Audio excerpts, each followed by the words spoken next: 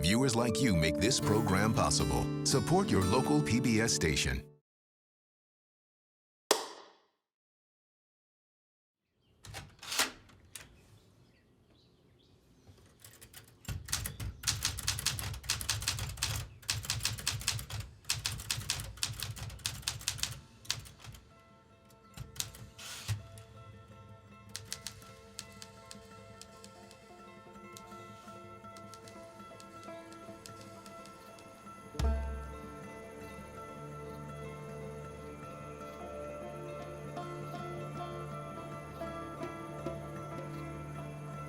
What ruse of vision, escarping the wall of leaves, rending incision into countless surfaces,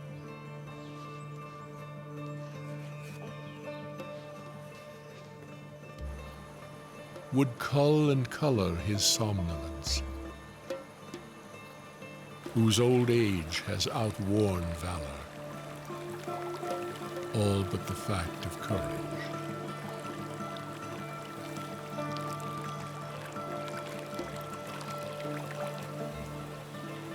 Seen, he does not come, move, but seems forever there, dimensionless, dumb in the windless noon's hot glen.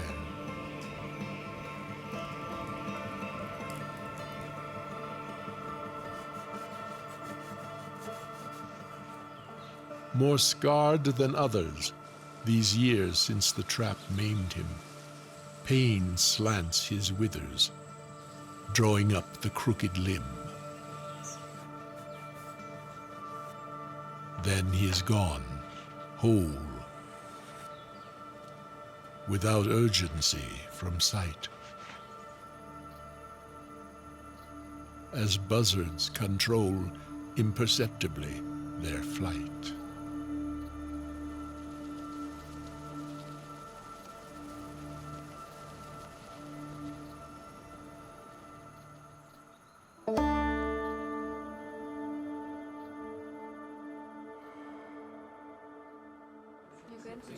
Okay, so we'll do some with just a reflector. So you can look at me. Okay. And then, okay.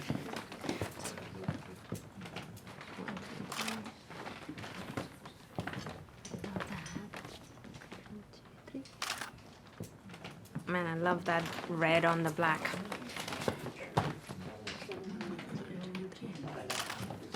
Beautiful. Should they all be serious, or you want something? I'm grumpy today. I'm trying to make What do you this- want? A smile? A fake smile? A fake definitely cannot be fake. I will detect it in a second. I like the smirk. Very cool. Smirking. At least I'm not growling. Yeah, here we go.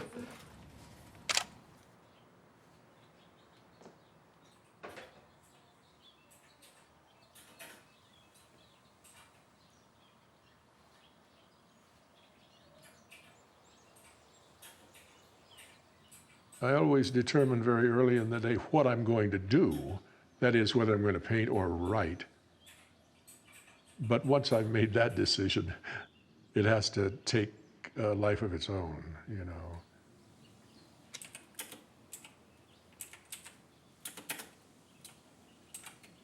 The Pulitzer Prize was a complete surprise. Now, people don't believe that, but it's true. I picked up the phone one day, and my editor at Harper & Row, Fran McCullough, said, "Scott, are you sitting down?" And I wasn't, but I should have been. She said, "You've been awarded the Pulitzer Prize." And I thought she was kidding.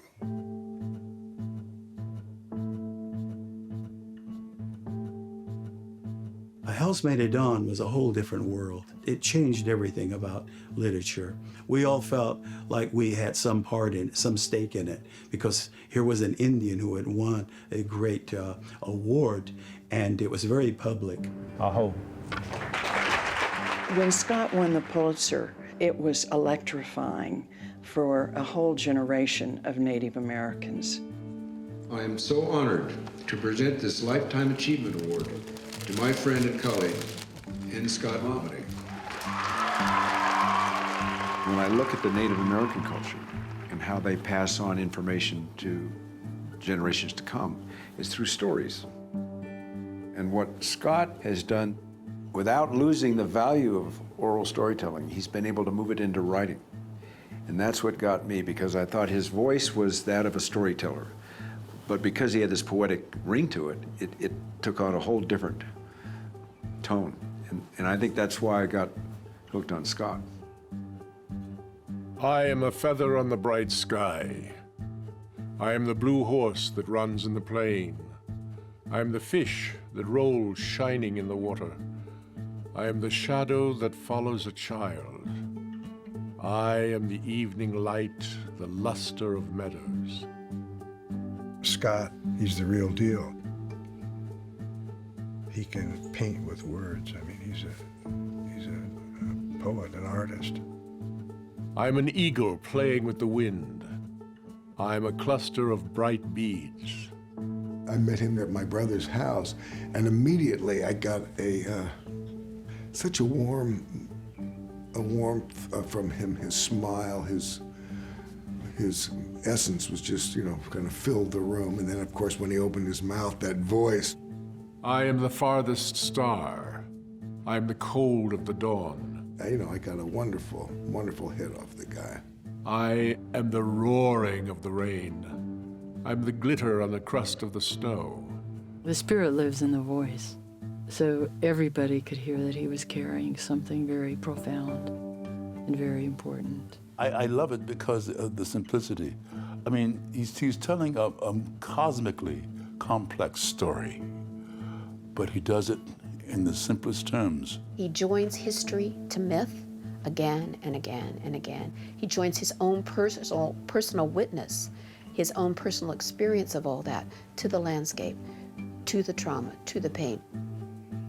I'm a deer standing away in the dusk. I'm a field of sumac in the Pomme Blanche. Scott was the pathfinder, drawing upon past traditions, but looking always in a prospective way at Native peoples and getting beyond this notion of our being only some kind of ethnographic past, rather than being a vibrant collection and aggregation of contemporary Native communities and peoples. I'm an angle of geese in the winter sky.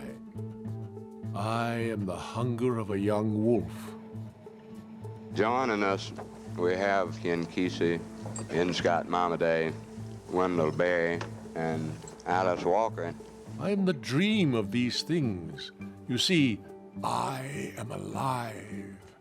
I am alive.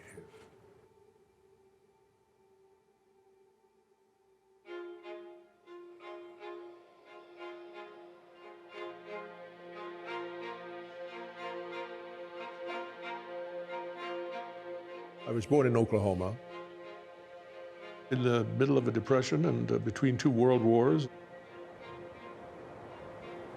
And of course, the Dust Bowl. And the Dust Bowl was terribly devastating. The land just was blown away. People died in the dust, and there was a mass exodus of people from Oklahoma because of the Dust Bowl. But the Indian people remained on their allotments, including my grandfather. The reason they remained is that they had always been moored to the land. You know, for 30,000 years, they had developed an attitude towards the land and a reverence for it and a loyalty to it. They were on their land, and they were going to stay on their land because it was theirs. And sadly, it was what they were allowed to have. The homestead on Rainy Mountain Creek was my first home, which had no electricity, no plumbing. We would be considered at the very bottom of the scale in terms of poverty. I think of my grandparents as being very poor, but rich in their lives. John Memedete is my great-grandfather, and He married a beautiful Kiowa woman whose name is Aho. And in 1913, he went about building the homestead. They pitched a teepee, and that's where they stayed as he was building the home.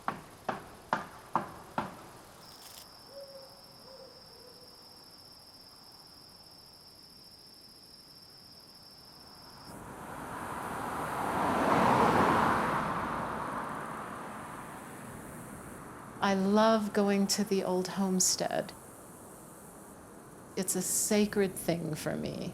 It's going home. And when I drive from Santa Fe, New Mexico, I can feel when the landscape changes. The lush greenness of Oklahoma and how you can just see out across the plain. I get close and my heart starts beating, and I feel excitement, and I feel a kind of sadness because, you know, the old people are gone and the house is falling into ruin.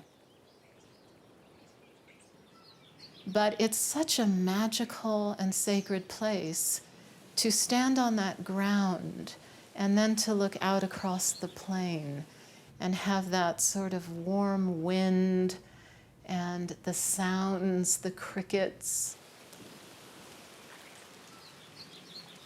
And then I walk into the arbor, I open the old rickety screen door, and I walk into this beautiful sacred place with the earth floor, and the benches are still there as they always were, and the old kitchen area. I love that place, and my daughters love that place, and my dad loves that place. I have very fond memories of my time there. People would come at night, and there would be kerosene lamps in the arbor casting a glow on the grass outside, and I played there with my cousins.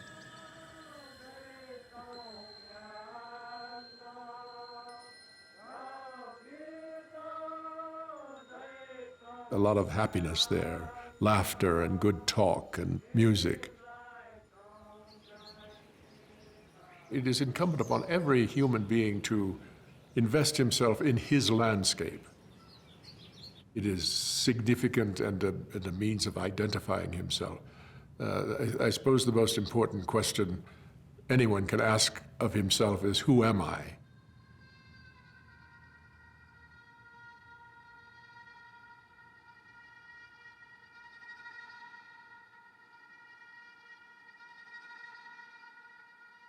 My grandmother, Natachi, was the most flamboyant, beautiful, intelligent, strong, stubborn.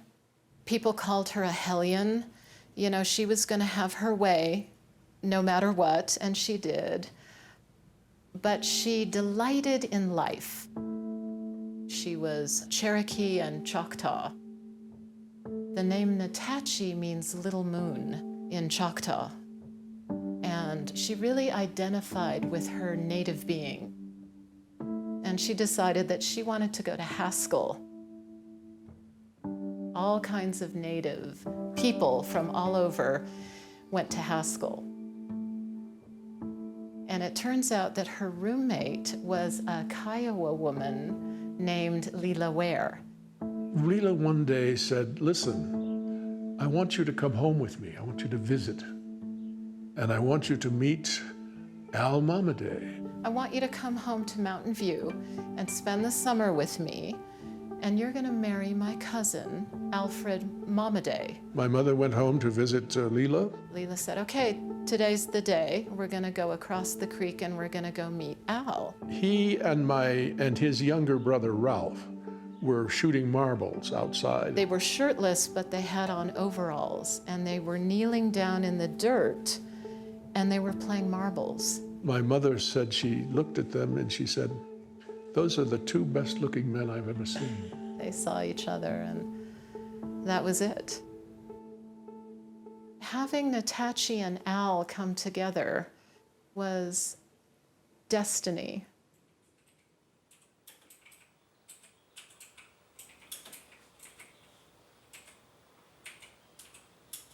Writing came to me more or less naturally because of my mother.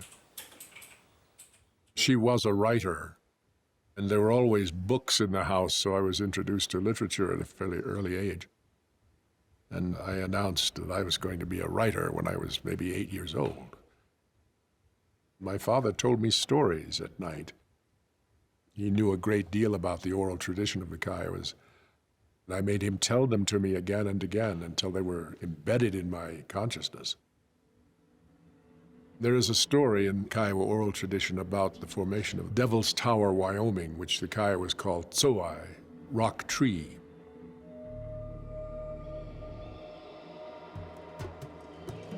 Eight children were there at play, 7 sisters and their brother. Suddenly, the boy was struck dumb. He trembled and began to run upon his hands and feet. His fingers became claws and his body was covered with fur. There was a bear where the boy had been. His sisters were terrified. They ran and the bear after them. They came to the stump of a great tree and the tree spoke to them. It bade them climb upon it, and as they did so, it began to rise into the air. Bear came to kill them, but they were just beyond its reach. It reared against the tree and scored the bark all around with its claws.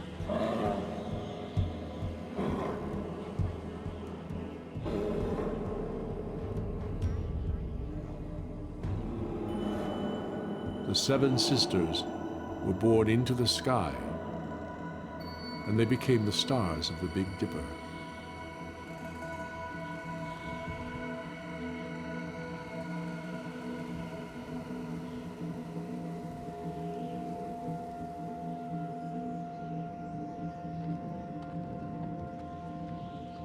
When I was an infant, my parents took me to Devil's Tower. And when I was taken to the homestead near Mountain View, an old man whose name was Paul Ho took me up in his hands and began to talk. And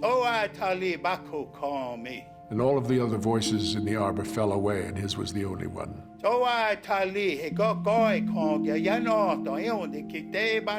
And when he was finished, he looked down at me and he said, "And now you are Tsowai Tali, Rock Tree Boy." The boy, we don't know anything about him. You know, what happened to the bear. I think of myself as the reincarnation of that boy because of my name, Tsowai Tali, Rock Tree Boy. So I have bear power, and I turn into a bear on occasion.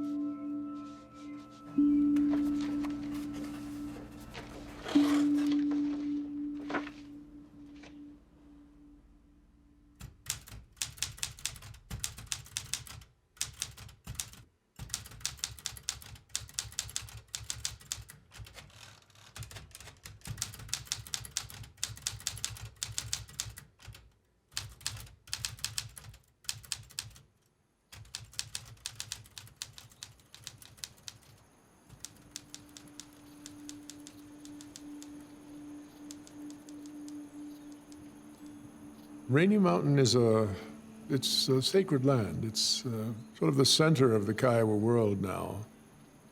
It was the destination of their migration. It has a kind of aura that when you see it from a distance, you say, this is an ancient, ancient land. It's like flying over the Black Hills and you look down and you go, oh, that's sacred territory. It has a power that's really impossible to speak of. And yet that's exactly what Momaday writes about. When he's writing about the land that was sacred to the Kiowa, he speaks of it so completely truthfully, and he touches that ineffable, unfathomable essence. That yearning for home, it's in the blood and soil here. Because of how the native tribes, when this place was formed, how they were forced here through ethnic cleansing, so that this became a place of homesickness. It became a place of yearning from which the people who were forced here yearned to return home. And then eventually it became home, and it began to be the place where they yearned to return. You know, they were a destitute people. Their morale was at a low that we probably cannot imagine. But they have lived on this continent for thousands of years, and in that tenure, they have developed a sense of moral strength and spirit that is very great. That enables them to survive.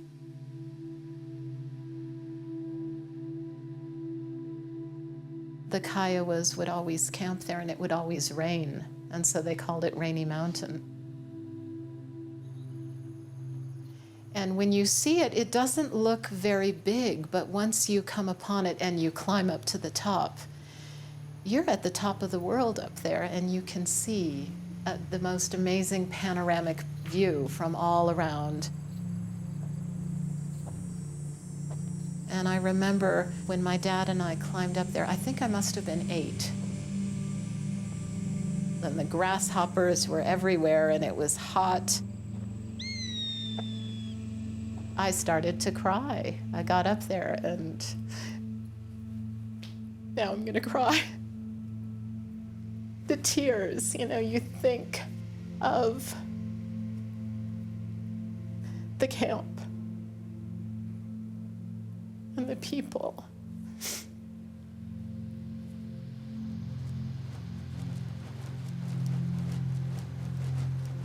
Forever are those days within my reach, the days of devastation, each by each.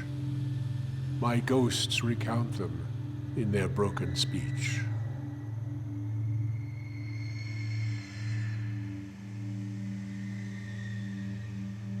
My blood is deep in that soil.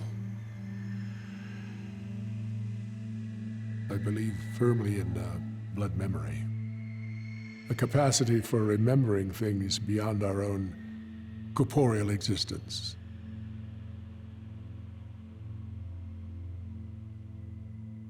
My whole life has been a story of gathering myself in terms of my ancestry. The Kiowa part of it is crucial to me. It's, you know, I am a Kiowa. I identify myself in that way. And the Kiowas had such a colorful history. Their mythology is very highly developed. It's a whole oral tradition in itself. Kiowas are a bit mysterious. So we say, hey, Tegya. Hey, Tegya is essentially storytelling.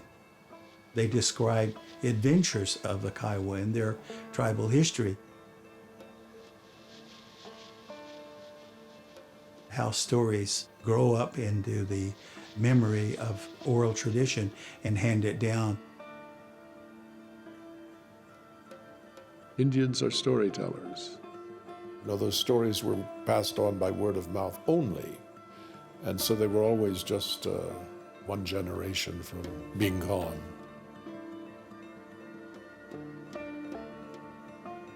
Well, the oral tradition was also about knowledge, real knowledge, you know, within our hearts and minds, and what we did and the way we lived. The way that we farmed, for example. I mean, we gathered foods, but we also cultivated.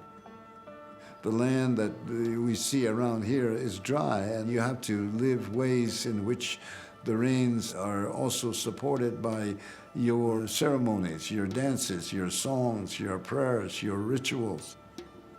This is what culture is. The old people's knowledge is your knowledge. Your knowledge is what the older people took care of. Therefore, now you have that responsibility. Everything started out with the oral tradition. It is a part of language that makes the most of responsible telling, careful listening, and memory. My grandmother was a storyteller. She knew her way around words. She never learned to read or write, but somehow she knew the good of reading and writing. She had learned how to listen and delight. She had learned that in words and in language, and there only, she could have whole and consummate being. You see, for her, words were medicine. They were magic and invisible. They came from nothing into sound and meaning. They were beyond price. They could neither be bought nor sold, and she never threw words away. She told me stories, and she taught me how to listen. I was a child, and I listened.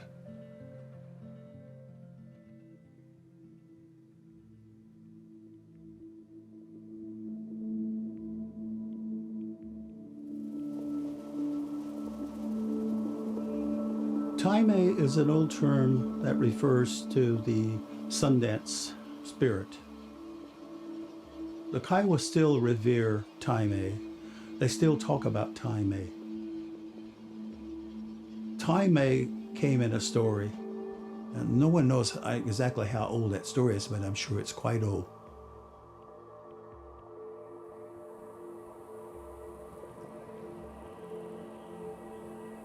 Long ago, there were bad times. The Kiowas were hungry, and there was no food. There was a man who heard his children cry from hunger, and he went out to look for food. He walked 4 days and became very weak.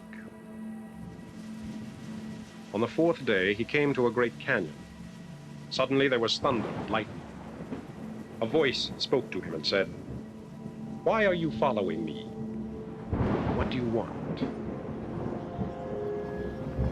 The man was afraid. The thing standing before him had the feet of a deer, and its body was covered with feathers. The man answered that the Kiowas were hungry. "Take me with you," the voice said, "and I will give you whatever you want." From that day, Taime has belonged to the Kiowas.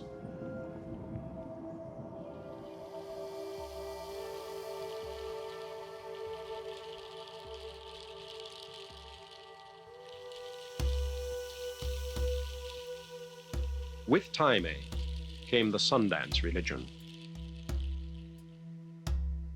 The Sundance was the great medicine dance of the Kiowas and of all the tribes of the plains. The institution of the Sundance was a concerted expression of tribal integrity. But the Sundance was preeminently an act of faith. We are a Sundance people. The sun permeates the landscape. You cannot overestimate the power of the sun. It is regarded by the Sundance tribes as a deity. The sun is a god. The sun dance was therefore the most important expression of ceremony to the Kiowas and to the other tribes on the plains. The Sundance died away because it was forbidden to exist by the white man. In 1889, a Sundance was planned, but it was found out and prevented by the soldiers at Fort Sill. The loss of the Sundance was the blow that killed the native Kiowa culture. The Kiowas might have endured every privation but that, the desecration and loss of their faith. They had become a people whose spirit was broken. She was 10 when the Kiowas came together for the last time as a living Sundance culture. They could find no buffalo. They had to hang an old hide from the sacred tree. Before the dance could begin, a company of soldiers rode out from Fort Sill under orders to disperse the tribe, forbidden without cause the essential act of their faith. Having seen the wild herds slaughtered and left to rot upon the ground, the Kiowas backed away forever from the medicine tree. My grandmother was there. Without bitterness, and for as long as she lived, she bore a vision of deicide.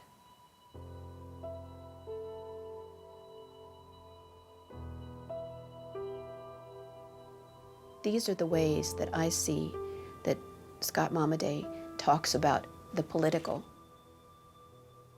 He may not engage with the political moment, but he writes about people who have lost not just their land and their families and their language and their culture, but their religion, their God.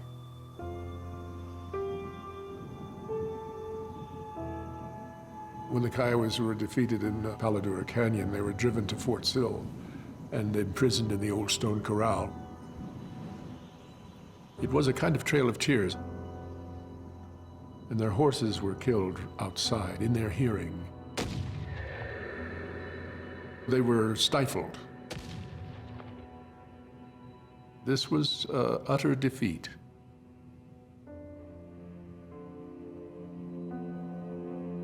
Satank, or Sedanga, Sitting Bear, was a great, brave warrior.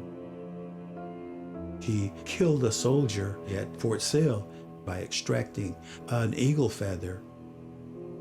The wingtip of an eagle feather is just long and pointed like a dagger, and plunged into the heart of the soldier. And so he began to sing his death song. Hopai Deki Oboi Ka. Does the sun exist always forever? Ha All Deki Oboi Ka. Does the moon exist forever? But me, I shall not live forever, but I shall die. He took his own life. I feel very close to that man. I wanted to write a poem that expressed his spirit.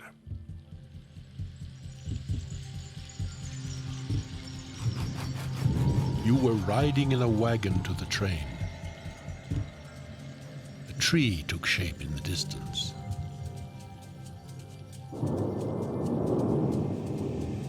You began to sing.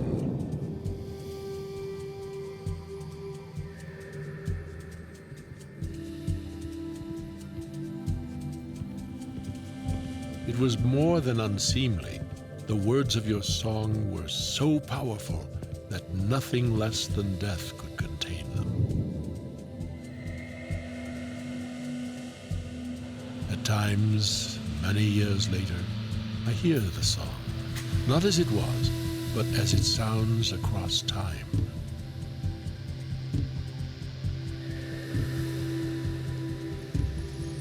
Oh, my warrior, I love you to sing.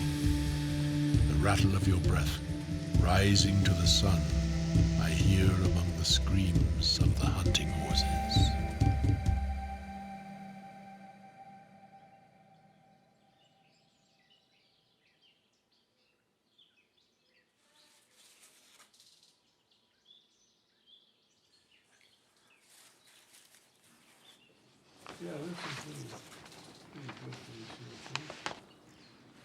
What's on the program today, Jeff? We could just go through and talk about them. Yeah. And whatever comes to your mind. Sure. Okay. Those are lovely.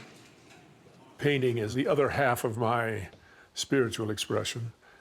This is, I don't do many historical figures, but here's Custer.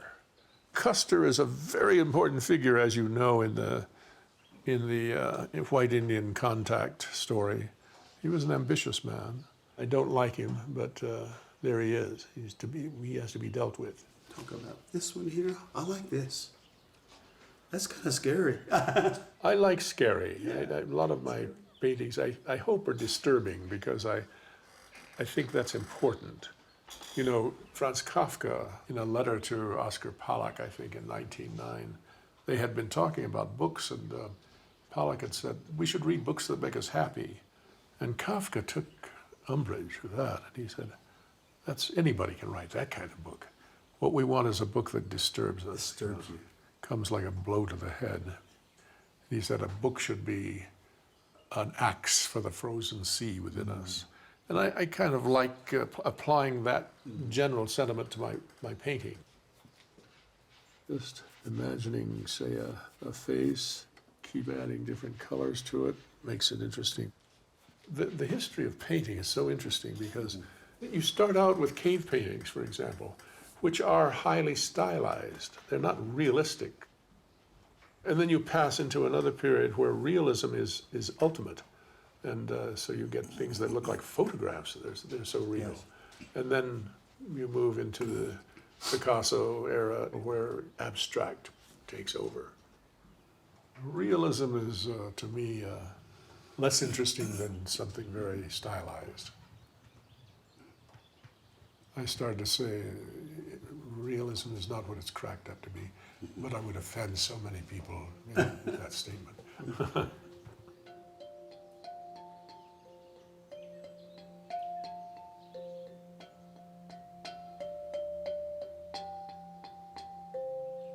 My dad was a painter, and I used to watch him work.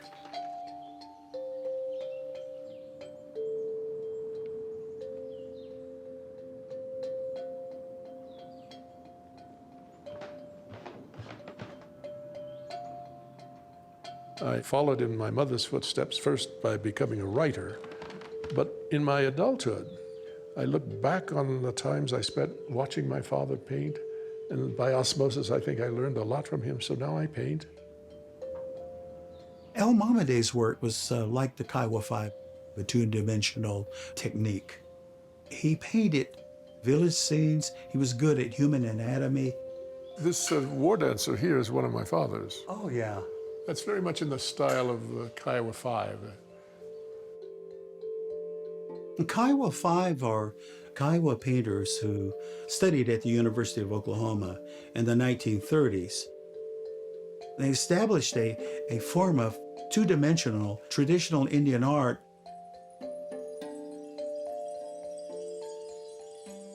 It introduced Indian art to the world. There's a simplicity and there's an honesty about those paintings. They tell of a former time. Those times live in the stories. They live in the memory of Indians.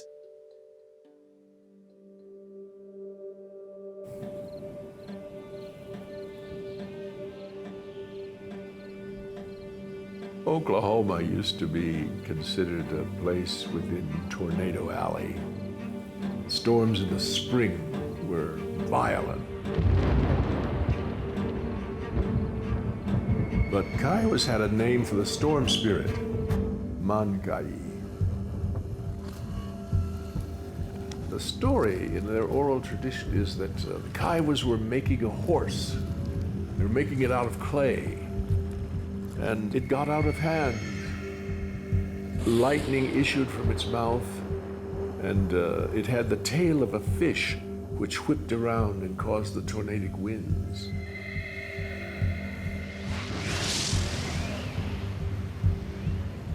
And the Kiowas spoke to it, Mankai, pass over us, pass over us. And the storm spirit was kind to them and did them no harm, passed over them. My father was a believer in that story that Mankai will not harm me because it speaks my language. But my mother was terribly afraid of the storms in Oklahoma. Beside the house at Mountain View, there was a storm cellar. When the air turned hot and the lightnings began to flash, she would take me down into that subterranean room. My mother usually read by the light of the lamp, and I slept. I slept on a bench in that place. My father was in the house, sleeping peacefully through the storm, no problem. Mankai speaks my language.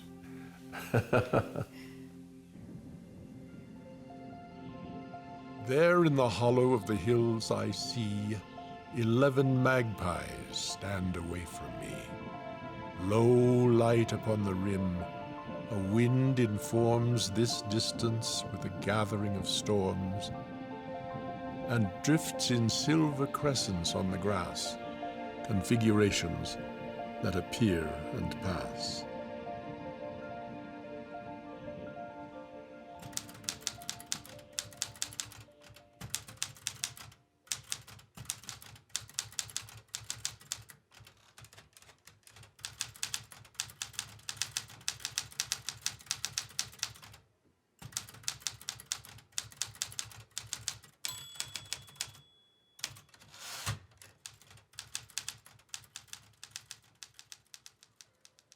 My parents made money by teaching. They virtually spent their whole careers on Indian reservations. I was very young. I was just beginning, I guess, third grade, an age where everything in the world was fair game. Billy Don Johnson was my best friend, and he was my bodyguard as well. Because in those days, my features were very Oriental. And it was not good to look Oriental in 1941 or 42. And so I'd get in fights at school every day.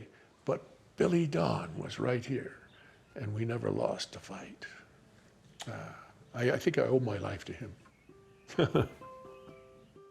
Immediately after the war, we moved to Jemez Pueblo, where my parents became teachers at the two-teacher day school. And so I spent the next few years there, and those were perhaps the most impressionable years of my life.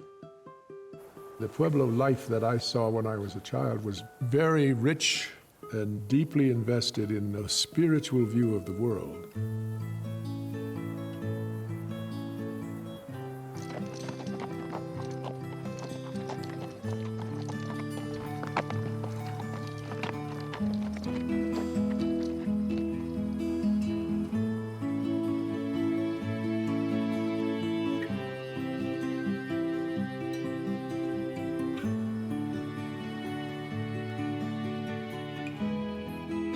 Years ago, the Kiowa and the horse came simultaneously upon the Great Plains. Then for 100 years and more, the Kiowa and the horse were one. The horse exerted a crucial influence upon virtually every aspect of Kiowa culture. It brought about a revolution. He was given the means to prevail against distance. For the first time, he could move beyond the limits of his human strength, of his vision, even of his former dreams. With the horse, the Kiowa could acquire enough food in one day to last him and his family many months. But the greatest change of all was psychological. Seated upon a horse, elevated to a height from which the far world was made a possession of the eye, sensually conscious of an immense fund of living power under him, the Kiowa was greater than he was.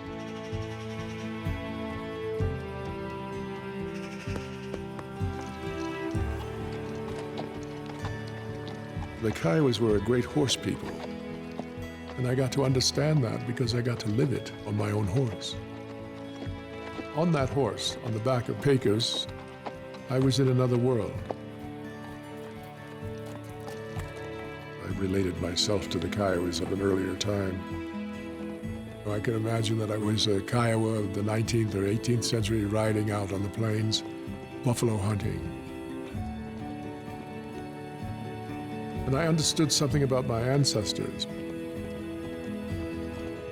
The imagination is the power of seeing beyond reality. And so I had the extension of my senses into an imaginary world, and a very colorful one, and a very dramatic one. The imagination was the thing that enabled me to see into the farther world.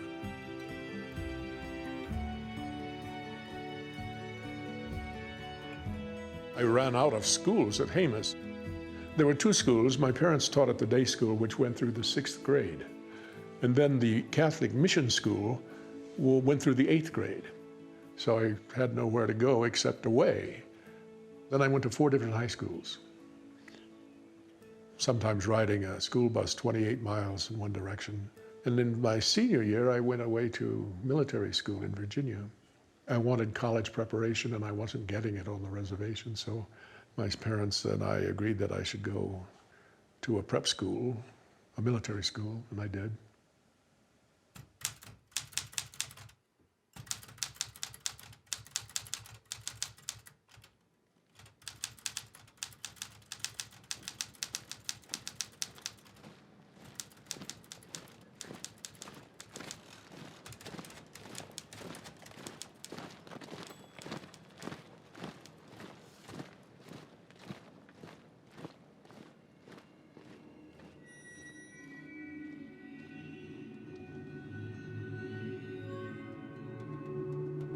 The Carlisle Indian Industrial School is quite unique. It was the first off-reservation Indian school in America, founded right after the Indian Wars, late 1800s, by a cavalry officer, Richard Henry Pratt.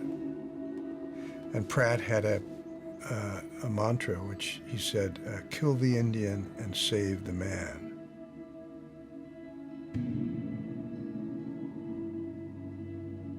Kill the Indian and save the man. That's a telling kind of equation, isn't it? They were taken up out of their traditional world and placed in another world, put in uniforms, their hair was cut off, and they were forbidden to speak their native language. At that time, there's, I think, only 20,000 Indians left. He felt the only way they were going to survive is if they became as much like the white man as they could, which meant giving up their culture, their language. Pratt considered himself a champion of the Indians. He became personal friends with different chiefs, and he saw what he was doing as a wonderful thing for them. He went to each of the tribes and talked with the chiefs and said, you know, you're going to be signing these treaties. Don't you want to know what the treaty says and not just write an X, but, you know, learn the white man's ways and come into our culture? But the results of that were quite devastating, you know. I began to write the story of Carlisle, and I wrote the first 2 or 3 scripts myself, but I was having trouble putting my voice into the mouths of Red Cloud, you know, Standing Bear, Spotted Tail, these great Indian chiefs. And then my brother, Jeff, said, you know, let me help you produce this. He said, I'd like to come in as a partner. And I said, oh, fine, that's great. Let's do it. And he said, and as your partner, he says, my first question to you is, you've always wanted this to be from a Native American point of view. Is that true? And I said, yes. And he says, well, I'd like to know what tribe you belong to. You know, only from your brother can you get stuff like that. So I said, yeah, you're right. So then we went looking for someone that could write the screenplay that was Native American, and that led us to Scott Momaday.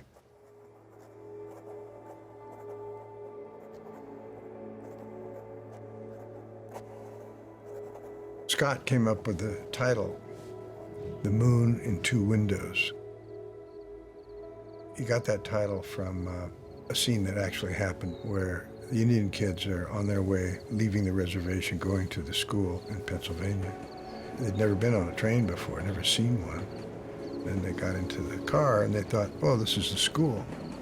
But then suddenly the school moved, the train moved, and they freaked out as they looked out one side of the train and saw the moon. And then because the train tracks were twisting around, then the moon appeared on the other side. And to them, in their culture, the ends of the earth was where the moon lived. And so they thought they were going to have to fight a battle when they got there. In The Moon in Two Windows, I focus upon the football game of 1912, in which Army played Carlisle. The Moon in Two Windows by N. Scott Momaday, page 1. West Point Football Stadium, November 9th, 1912, day. Music and excitement fill the air. Oompa, oompa, an Army marching band struts down the field. Banners wave across the stands. A man dressed in an old uniform of Custer's 7th Cavalry brandishes a sword and chases another man dressed as an Indian chief, complete with war bonnet and tomahawk. Interior visitors' locker room, day. We pan the faces of the fabulous red men of Carlisle. They are serious, intent, the faces of gifted young men going into battle. Glenn Pop Warner, their coach, paces before them. Warner. Pride, tradition, spirit, the expectation of winning, the absolute insistence upon victory. That is Army. Today we have the honor of facing that pride, that tradition, that spirit. You Carlisle Indians have one thing in your favor. You have a score to settle. The gentlemen of Army are the sons of the soldiers who fought your fathers at Sand Creek, the Washita, Wounded Knee. But today, they have no superiority in weapons or in numbers, and they are not taking you by surprise. Today, the Army meets you on a level field, 11 men against 11 men. Jim Thorpe was a student at Carlisle. He was a magnificent athlete. Dwight Eisenhower played for Army in that game. He was knocked out and had to be taken off the field. And Carlisle won, of course. That's a great satisfaction to Indian people everywhere, including me. Indian children, would get together in the play and they would talk about moments in history. And one of the things they talked about was the Battle of the Washita, in which Custer went around killing every Indian that they could run down. And their horses were killed. This is the very end. We're at the exterior Army field of West Point, 1912. Jim Thorpe is walking off the field, and he walks beside an Army player. And Thorpe looks at the Army player and says, "We will not pursue you, and we will not kill your horses."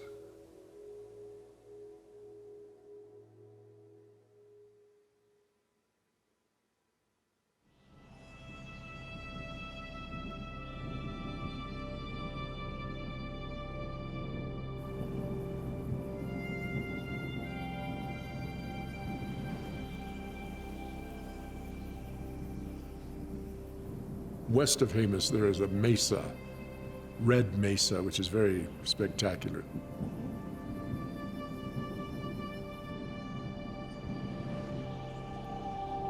On top of it are the ruins of an old pueblo. And I used to like to climb up there and walk among those ruins. And I used to just imagine the kind of life that was lived there once upon a time.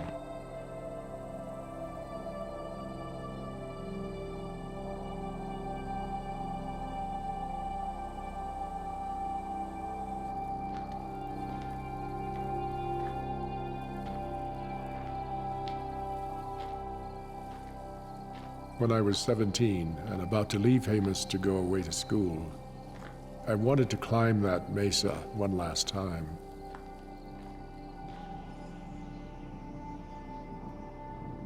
Then it was time for me to come down. It was easy going at first, but finally I came to this funnel. And I looked down, and there was a ledge at the bottom. So I thought, well, if I get down to that, I can probably go the rest of the way without too much trouble. But I got down in the funnel, The ledge that had appeared at the bottom vanished. It was an optical illusion of some kind. And I was looking down, and there were boulders down way below, and I thought, oh, I'm in trouble.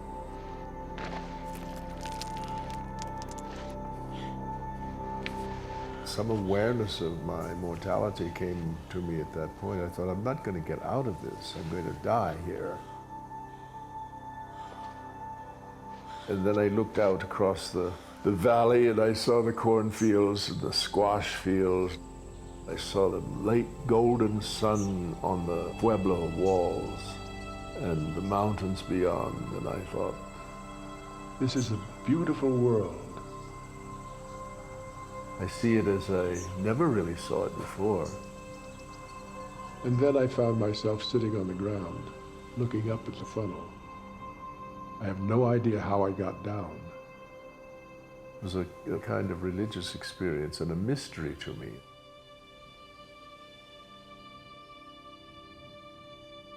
I think moments like that define who you are and where you've been and where you're going.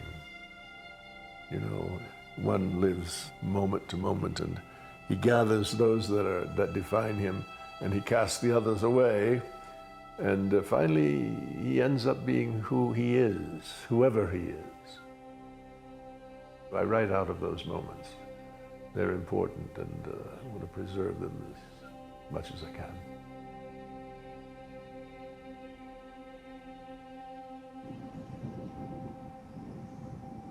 The canyon is a ladder to the plain.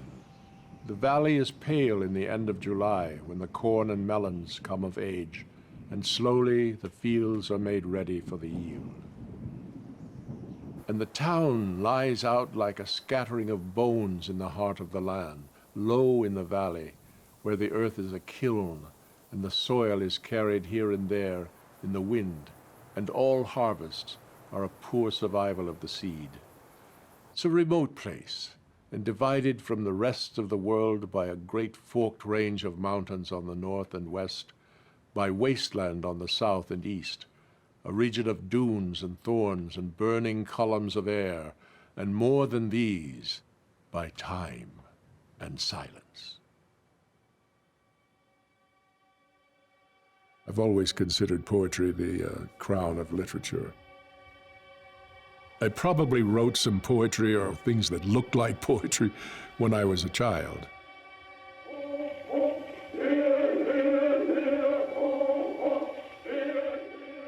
There is no such thing as poetry in Indian tradition.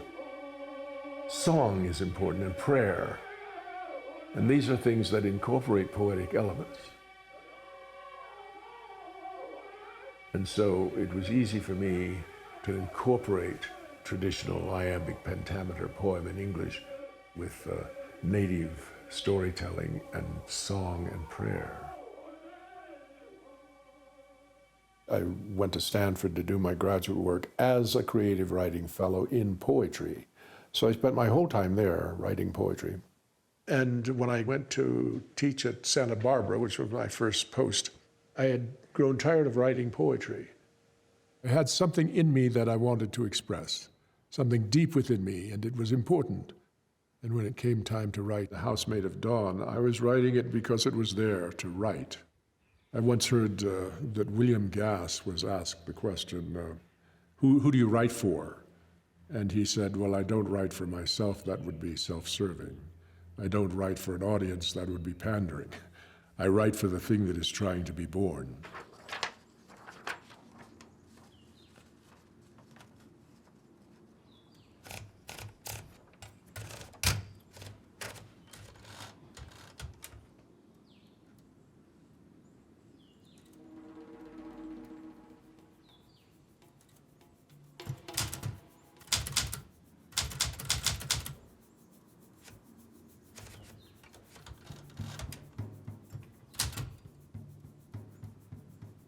Dai Palo. There was a house made of dawn.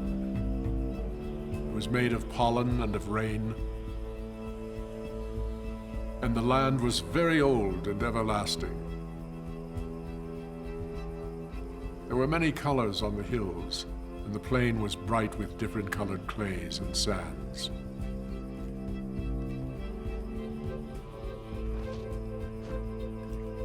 Red and blue and spotted horses grazed in the plain, and there was a dark wilderness on the mountains beyond. The land was still and strong. It was beautiful all around.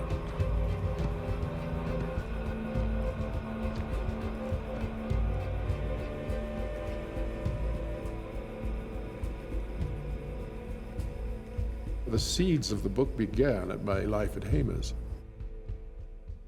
And it was soon after the Second World War. And some of the veterans were coming back to Hamas. They had been in combat, and they had been torn from their traditional world. And they were trying to get back into it, and some of them were having a terrible time.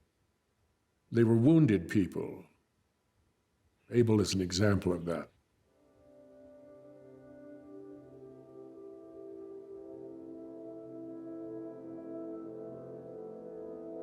The main character, protagonist Abel, came back shell-shocked. And through the course of the novel, Abel has to find a way to reimagine himself into wholeness. And there's a lot of pain and there's a lot of suffering that goes with that.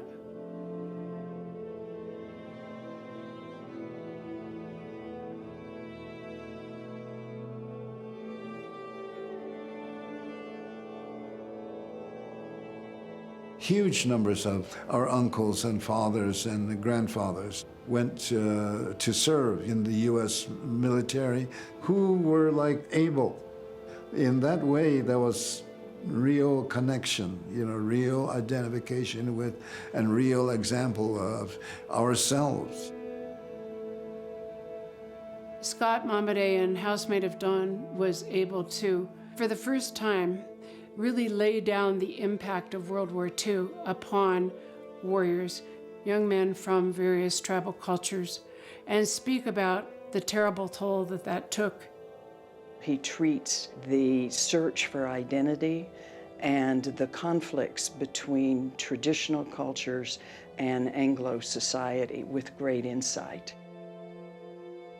Not only the story of returning veterans from World War II, but the impact of the larger society, the larger world, on young men who had seldom ventured far from their home villages.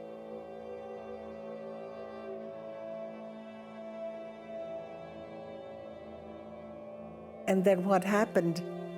The government during the Eisenhower administration removed all these Indian people from the reservation or from their home. This was a federal policy because at that time there weren't any jobs on the reservation. They told them this will really be good, we'll pay for your way, but there was no program for them. After they got them there, they just let them go. We're a communal society, all of our tribes are, and so to take you away from that organization of community and put you in major big cities and kind of isolate you.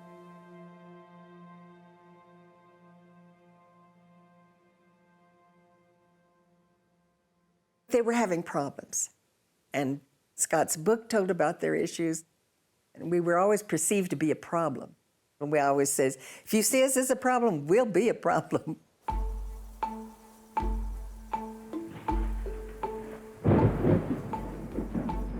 For a time, the sun was whole beneath the cloud. Then it rose into eclipse, and a dark and certain shadow came upon the land. And Abel was running. He was naked to the waist, and his arms and shoulders had been marked with burnt wood and ashes. The road curved out and lay into the bank of rain beyond, and Abel was running against the winter sky in the long, light landscape of the valley at dawn. There's so much in that, with the rain, the dawn being the beginning, his name, Abel, and that sunrise. I've taught that book so many times. It's still one of my favorite books. I've taught it as memoir because I think this is what Native memoir, indigenous memoir, looks like.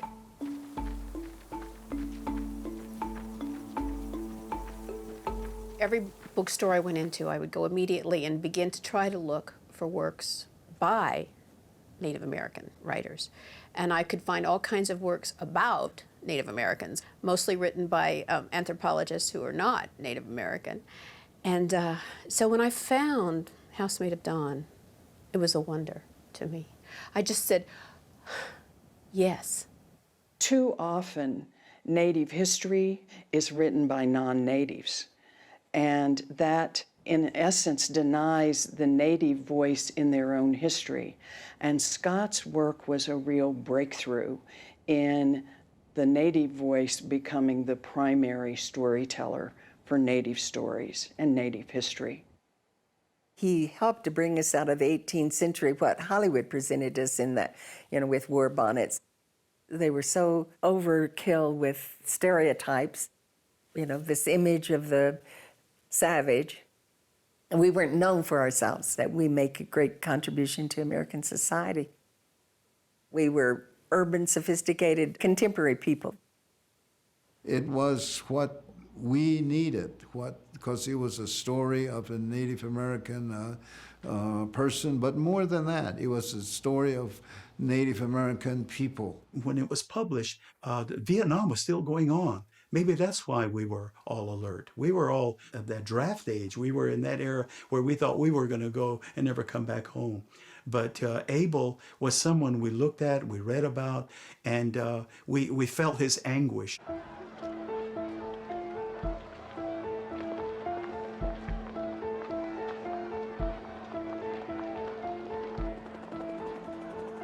The decade of the 60s was the most turbulent historical period. Martin Luther King was shot and was killed tonight in Memphis. Shoot it! Please shoot it! The assassinations of our leaders and, the war in Vietnam reached a kind of intensity and it polarized people. You were either for the war or against it. And I fell into a group of people who were opposed to it, of course. I was a young professor at the University of California. And Berkeley was, at that time, I think, the most intense community, political and intellectual, that I had ever been in. And I remember being tear-gassed on the Berkeley campus. I walked out into this no man's land, and the police were on one side and students on the other. And I was crossing between them. And as I got about midway across, all hell broke loose and they started firing tear gas.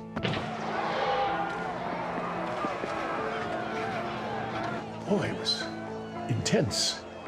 When you get into that, you take sides.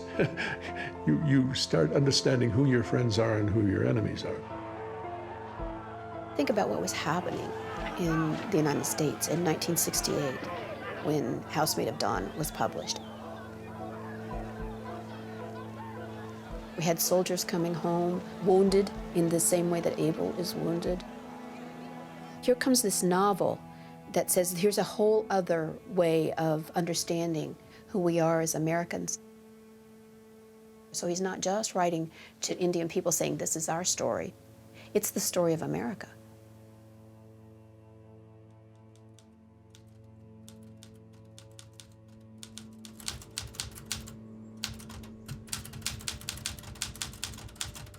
The river lies in a valley of hills and fields. The north end of the valley is narrow, and the river runs down from the mountains through a canyon. The sun strikes the canyon floor only a few hours each day, and in winter, the snow remains for a long time in the crevices of the walls. I read that before he received the prize, and something hit me hard. His voice had a spiritual connection to the land, and it was poetic.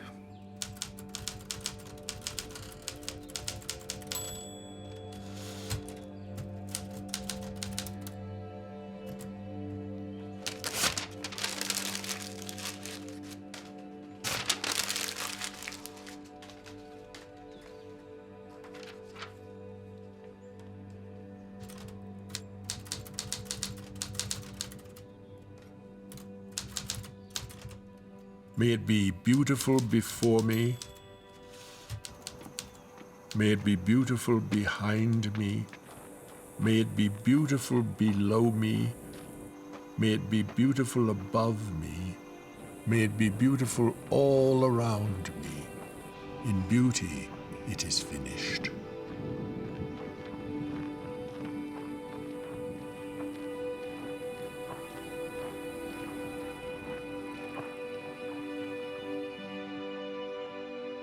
Was so utterly groundbreaking. It was not only a dazzling piece of literature, but it also had so much in the way of insight to it. It was not only a significant native voice that was speaking, but it was a significant native voice that other people were listening to. To be a Native person and to win that was astounding. It still is. So yes, it opens doors. Because we were recognized as being literary versus having our work put under a folk category or, orality is just as, and that's what I've been trying to say everywhere, is like orality, it's literature and it has a standing. I don't know who read Housemaid of Dawn and said, this is the novel that not has the artistic representation, the literary representation, and the social and cultural and heart representation of who we are as America here in 1969. But whoever they had their finger on the pulse of the truth of that.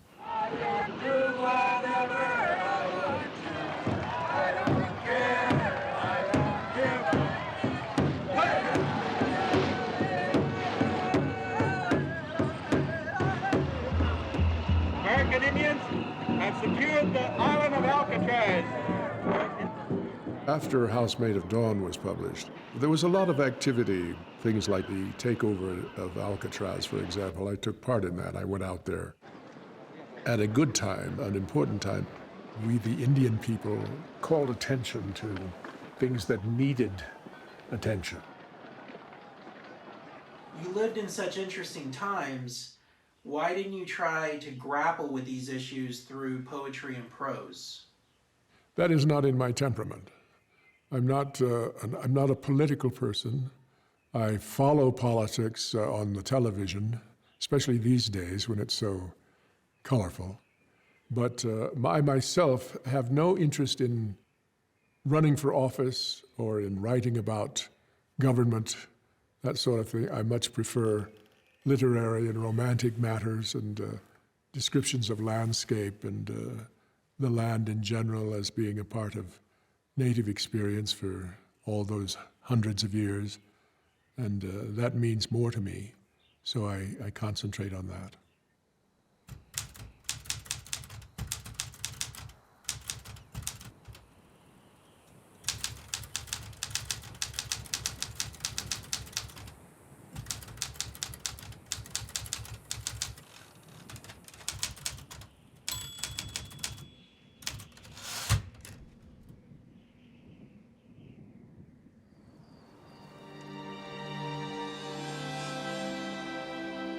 There is great good in returning to a landscape that has had extraordinary meaning in one's life.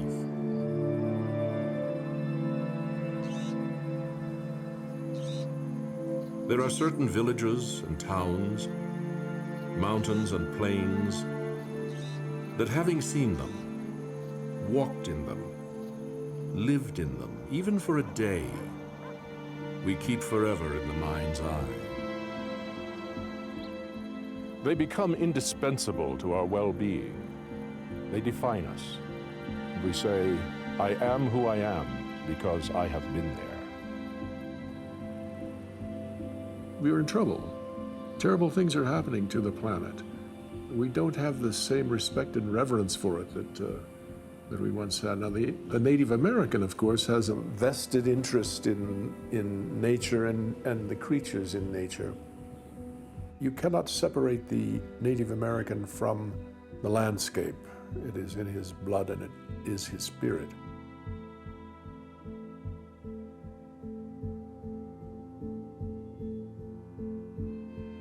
So of course, Over a period of 30,000 years, he's become what I like to call a multiple-use conservationist. It is in the interest of his spirit to protect wildlife, the forests, and the rivers.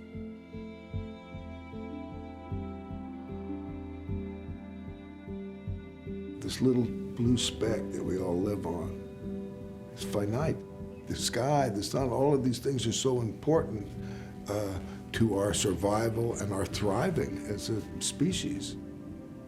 You know, we call the Indian ways more primitive, but if we look at them in today, that same so-called primitive quality of feeling one with the earth and the sky and the sun and realizing that we're all part of this, part of Mother Nature. We've got to listen to that and not be so ego-driven, and those are all things that really would behoove us today.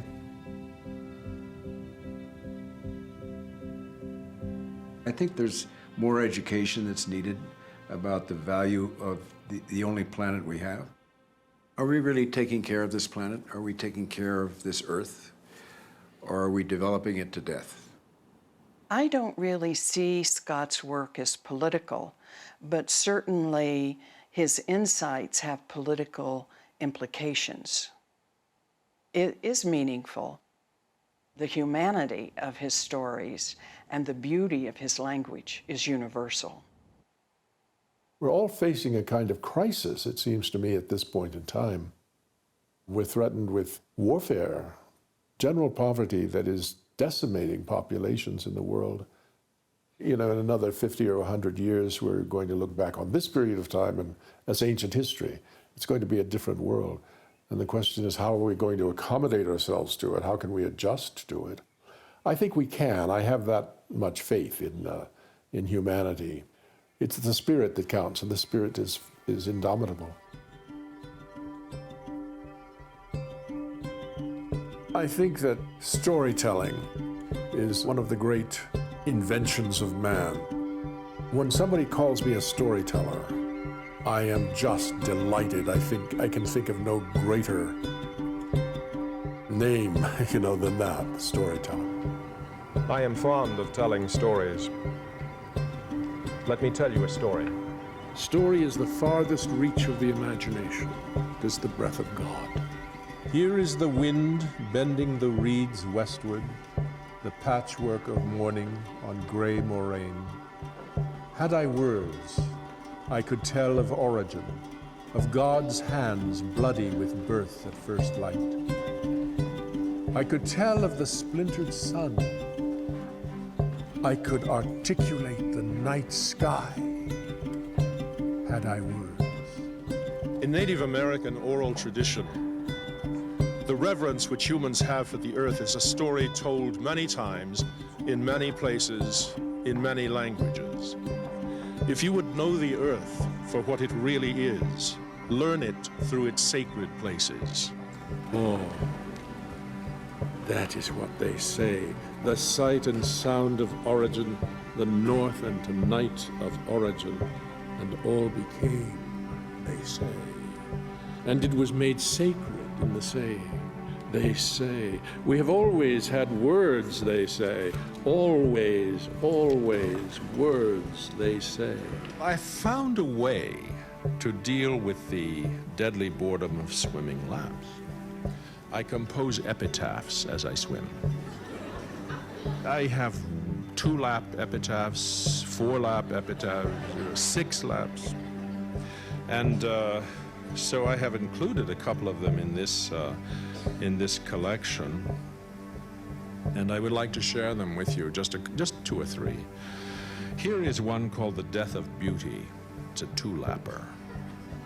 And you must bear in mind that I compose these without benefit of paper and pencil and while completely wet.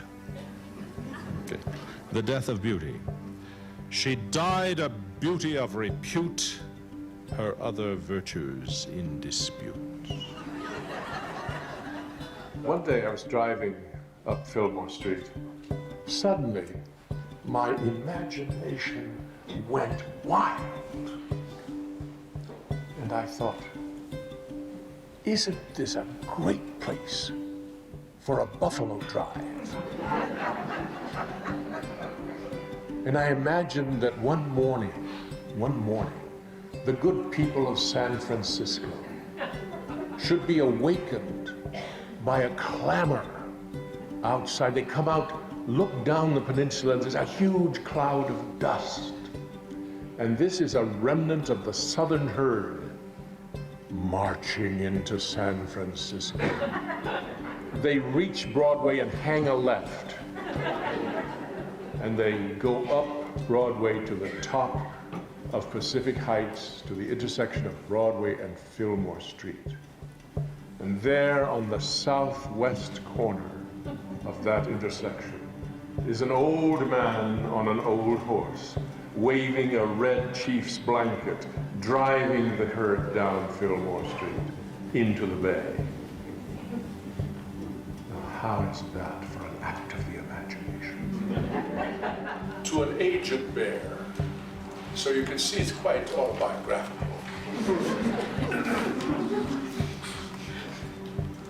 Hold hard this infirmity. It defines you are old. Now fix yourself in summer in thickets of ripe berries and venture towards the ridge where you were born. Await there the setting sun. Be alive to that old conflagration one more time. Mortality is your shadow and your shade. Translate yourself to spirit. Be present on your journey. Keep to the trees and waters. Be the singing of the soil. Thank you for listening. I want to thank you for listening. Well, thank you for listening to me.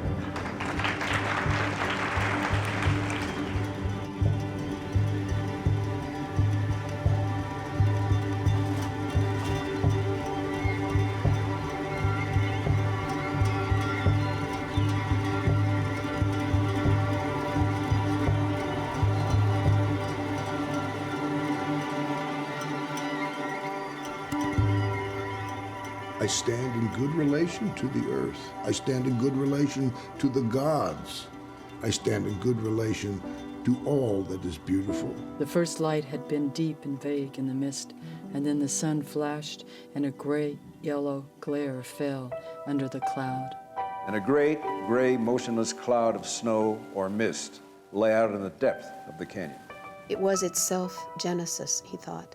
Not Genesis in the public domain, not an Old Testament tale, but his Genesis. The word love drops me to my knees, and yet silence resonates among all these words, and silence disturbs me most of all.